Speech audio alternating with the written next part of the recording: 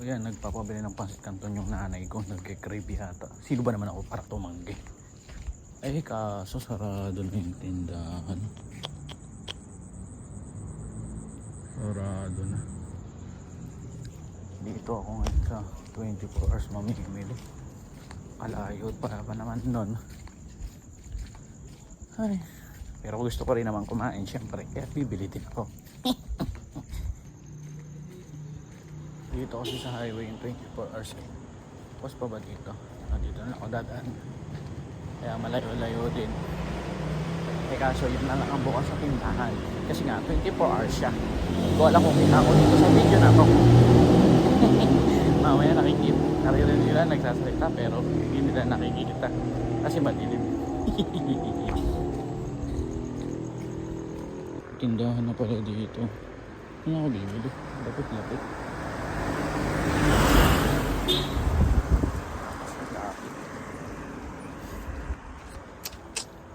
Dalawang pansit canton nga po. Chili mansik. Tsaka dalawang itlog.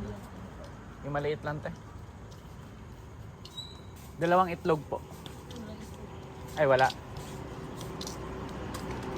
Itlog na po tayo wala. Nakabili ako ng pansit canton. Pero itlog na. Dito ako sa kabila bibili ng itlog. Kaso na ito mga habol pa. Walang tiya.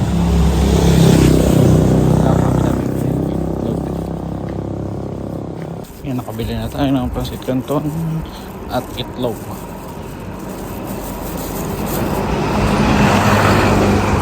So sa magkaibang tindahan pa tayo nakabili. Kasi walang pansit canton sa kabila. Ay walang itlog sa kabila. Nakakahiya.